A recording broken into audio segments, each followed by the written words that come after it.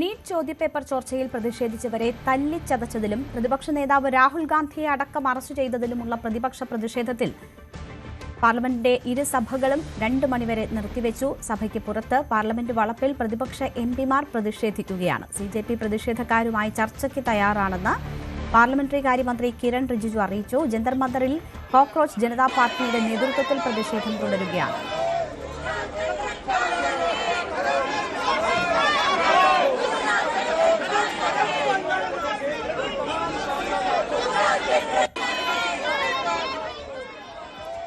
കിരൺ ബാബു വാർത്തയുടെ വിശദാംശങ്ങളുമായി ചേരുകയാണ്.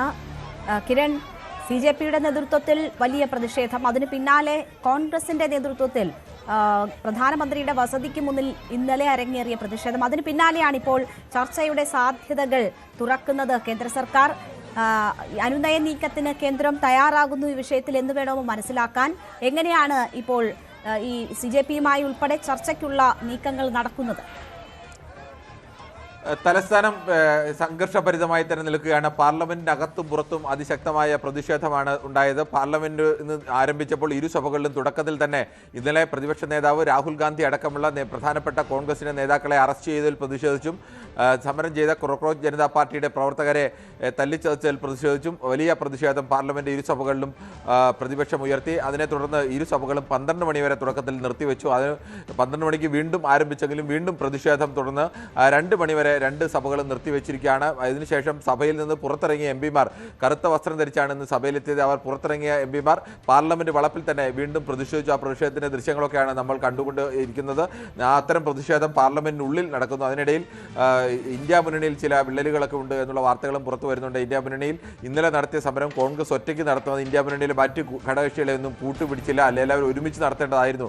അക്കാര്യത്തിൽ ഇന്ത്യ മുന്നണിയുടെ യോഗത്തിൽ പ്രധാനപ്പെട്ട പാർട്ടികളുടെയൊക്കെ യോഗത്തിൽ അവർ കോൺഗ്രസിനോട് പ്രതിഷേധം അറിയിച്ചിട്ടുണ്ട്. പക്ഷേ പാർലമെന്റിനുള്ളിൽ എല്ലാവരും യോജിച്ച് തന്നെ വലിയ പ്രതിഷേധമാണ് ഉയർത്തിയത്. ഇത് കൂടുതൽ സംസാരിക്കാൻ ആളുകൾക്ക് അവസരം നൽകുന്നില്ല. പ്രധാനപ്പെട്ട പാർട്ടികൾക്കൊന്നും അവസരം നൽകാത്തതിൽ അഖിലേഷ് യാദവ് അടക്കം പാർലമെന്റിനുള്ളിൽ പ്രതിഷേധം ഉന്നയിച്ചു. എന്തായാലും പുറത്തും ഈ മട്ടിൽ പ്രതിഷേധം തുടരുകയാണ്.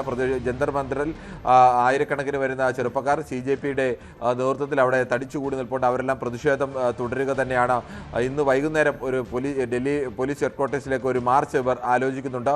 ഇപ്പോഴും ഇതിനിടയിൽ അറസ്റ്റ് ചെയ്ത ചില ആളുകളെ വിട്ടയച്ചിട്ടില്ല. അവരെ വിട്ടയക്കണം എന്നാവശ്യപ്പെട്ടുകൊണ്ടാണ് അത്തരം ഒരു മാർച്ച് ഇപ്പോൾ പ്ലാൻ ചെയ്തുകൊണ്ടിരിക്കുന്നത്. എന്തായാലും ഇതിനിടെ കേന്ദ്ര സർക്കാർ ഇതിൽ ഒരു ചർച്ചയ്ക്ക് വീണ്ടും തയ്യാറാണെന്ന് കിരൺ റിജിജു പാർലമെന്റിൽ തന്നെ അറിയിച്ചു. ഈ വിഷയം പാർലമെന്റിൽ ചർച്ച ചെയ്യാം. അത് എപ്പോൾ ചർച്ച ചെയ്യണം, എത്ര സമയം ചർച്ച ചെയ്യണം, ഏത് രീതിയിൽ ചർച്ച ചെയ്യണം എന്നതിലൊക്കെ പാർലമെന്റിലെ എല്ലാ പാർട്ടികളുടെയും ലീഡർമാരുമായി കൂടിയാലോചിച്ച് തീരുമാനിക്കാമെന്നാണ് കിരൺ റിജിജു അറിയിച്ചത്. പക്ഷേ കേന്ദ്ര മാനവ വിഭവശേഷി മന്ത്രി ധർമ്മേന്ദ്ര പ്രധാന്റെ രാജി ആവശ്യത്തിൽ ഉറച്ചു നിൽക്കുകയാണ് പ്രതിപക്ഷവും CJPയും. കിരൺ ബാബുവാണ് വിവരങ്ങൾ നൽകുന്നത്. കൂടുതൽ വാർത്തകൾക്ക് News 18 Keralam YouTube channel subscribe ചെയ്യുക.